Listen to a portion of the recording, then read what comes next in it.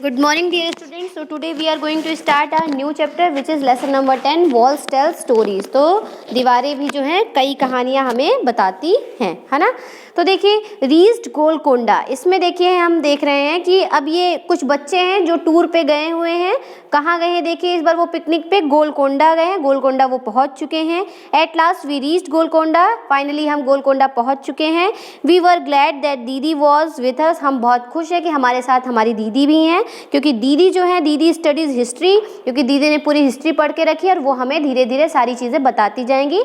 हम जिन जिन फोर्ट्स को देखेंगे, जो जो हिस्टोरिकल प्लेस देखेंगे, तो दीदी हमें बताती जाएंगी कि पहले इवेंट्स में क्या क्या घटनाएं हुई हैं। शैलजा कहती हैं वाओ हम तो कितने लकी हैं, देखो कितना बड़ा किला है, कितना ये फोर्ट मीन्स क्या होता है, किला। तो ये किला देखो कितना भव्य है, कितना बड़ा है। श्रीधर कहता है and see at what a height it is build, देखो ये कितनी ऊंचाई पे बना हुआ है, ये जो किला है इसकी बिल्डिंग देखो कितनी ऊंची है। Kalyani have you ever seen such a huge gate, Kalyani कहती है अरे वो तो छोड़ो, उधर देखो कितना बड़ा गेट, इतना बड़ा गेट कभी देखा है आप लोगों ने। तो शैलजा कहती है कि ये तो बहुत ही ज़्यादा हैवी है, मुझे तो ये देख के बहुत शौक लग रहा है कि कितने ज़्यादा लोगों की ज़रूरत लगती होगी इस दरवाजे को खोलने के लिए। जब ये इतना बड़ा है, इतना भारी है, लोहे का पूरा बना हुआ है, तो इसको खोलने के लिए कितने सोल्जर्स लगते होंगे।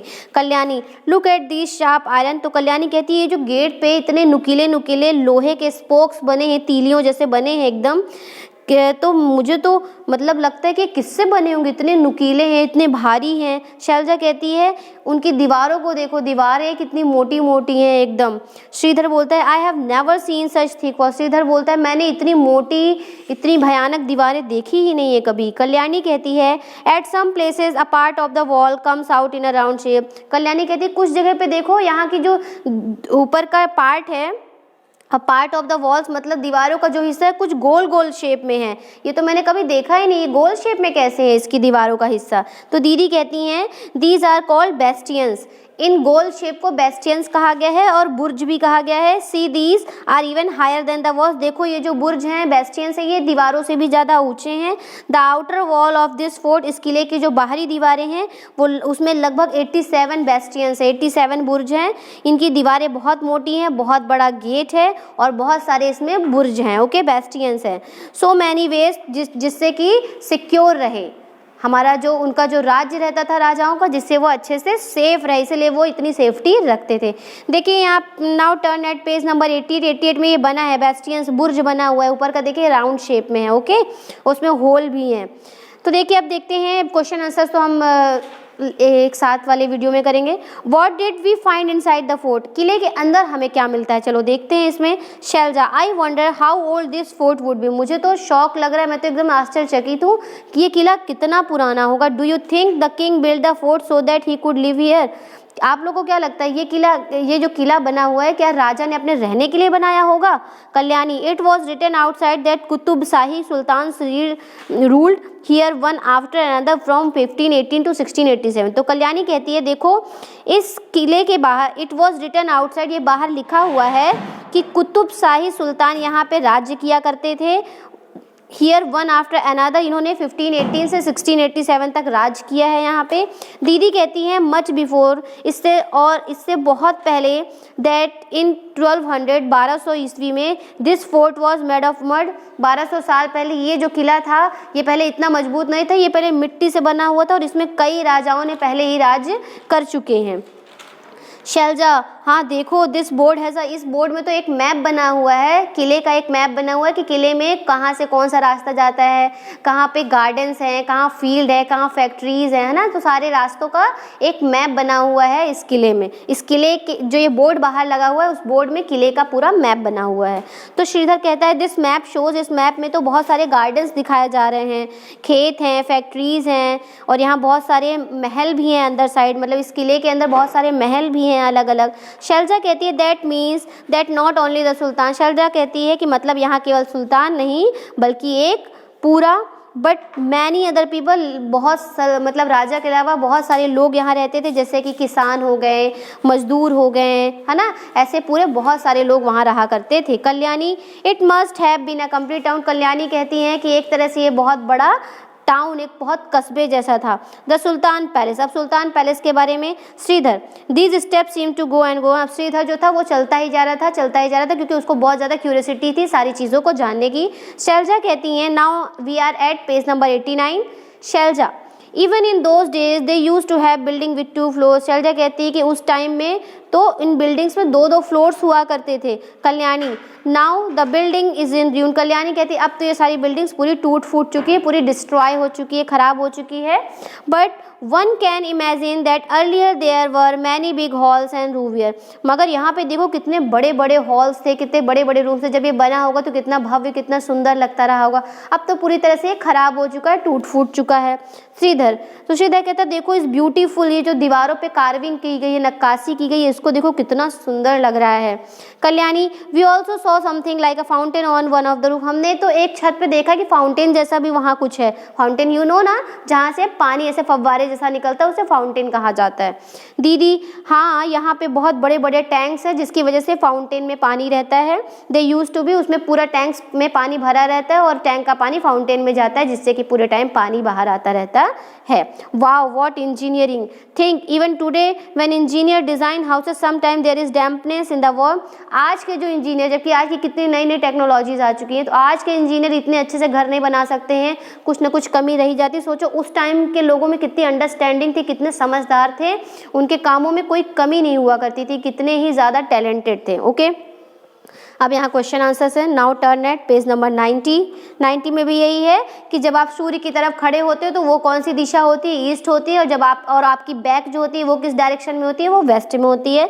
इसमें भी क्वेश्चन आंसर्स है। ये आपको पेज नंबर 91 में मैप दिखाया गया है, गोलकोंडा किले का मैप है कि यहाँ पे देखिए क्या क्या है।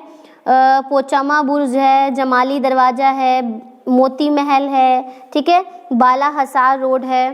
इसमें सारी चीज़ें आपको दिखाई गई हैं कि आप इनमें देख सकते हैं। रेशम बाग हैं। तो इस तरीके से ये गोलकोंडा फोर्ट का, गोलकोंडा किले का मैप है। Now turn at page number 92। Why these attacks क्यों हुआ करते थे, आक्रमण क्यों हुआ करते थे। While we were all talking, जब हम बात कर रहे हैं, श्रीधर कॉल्ड अस, श्रीधर ने हमें बुलाया और बोला कि देखो कितनी बड़ी बंदूक है, cannon. We ran up the step, हम भाग भाग के गए, हमने देखा कि सच में वहाँ बहुत बड़ी सी बंदूक थी। Shailaja, this must have been the sultan's big gun. Shailaja कहती है जरूर ये सुल्तान की ही सबसे बड़ी वाली गन होगी। दीदी, this was used by Aurangzeb, ये औरंगजेब के द्वारा यूज़ की गई थी। His full army came with their guns, उसकी पूरी सेना जो थी, पूरी आर्मी गन्स के साथ और कैनन्स के साथ आई थी अटैक करने के लिए। But they could not even enter the fort, लेकिन वो यहाँ तक कि अटैक क्या करेंगे, वो तो किले के अंदर एंटर ही नहीं कर पाए थे। कौन? औरंगजेब और औरंगजेब की सेना। For 8 months they camped outside the fort, लगभग 8 महीनों तक वो किले के बाहर ही कैंप बना के बैठे रहे, वहाँ उन्होंने समय बिताया, बट वो किले के अंदर नहीं जा पाए। Shailaja, why would the army come here all the way from Delhi, जो औरंगजेब था वो अपनी आर्मी लेके दिल्ली से यहाँ आया क्यों था। दीदी, इन those days emperor and Kings played such tricks. दीदी कहती हैं उस टाइम की बात अगर की जाए तो वहाँ के जो राजा हुआ करते थे, शासक हुआ करते थे, वो ट्रिक्स खेला करते थे।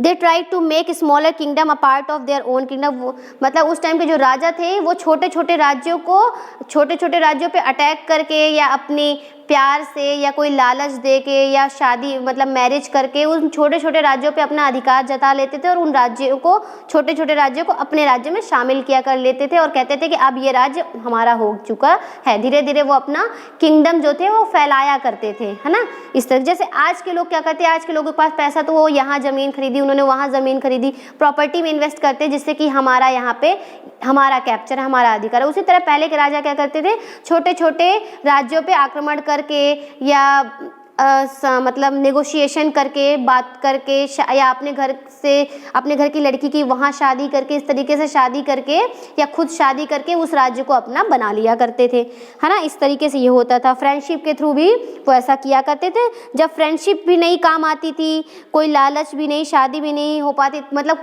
वो उस राज्य का जो राजा था वो नहीं मानता था, उनकी किसी भी बात पे तैयार नहीं होता था, तो फिर उस राजा के पास क्या बचता था, केवल अटैक। तब वो जाके अटैक करते थे कि अब जब ये किसी बात से नहीं मान रहा है तो हम इस पे अटैक करेंगे और इसके राज्य पे अपना आक्रमण, मतलब इस पे पूरा का पूरा अपना अधिकार जमाएंगे। Kalyani, why is it that Aurangzeb army could not get into the fort. Kalyani पूछती है औरंगजेब की जो सेना थी वो अंदर क्यों नहीं जा पाई, उसके पास तो इतनी सेना थी, इतनी बड़ी बड़ी गन्स थी, फिर भी नहीं जा पाई। शैलजा बोलते हैं didn't you see the strong thick wall, तुमने इतनी मोटी मोटी दीवारें नहीं देखी, इतनी मोटी और मजबूत दीवारें, कितने बड़े बड़े इसमें देखे नहीं है, कितनी इसमें कीले लगी हैं, नुकीली। How could the army enter, कैसे औरंगजेब की सेना अंदर जा पाएगी गोलकोंडा किले के अंदर।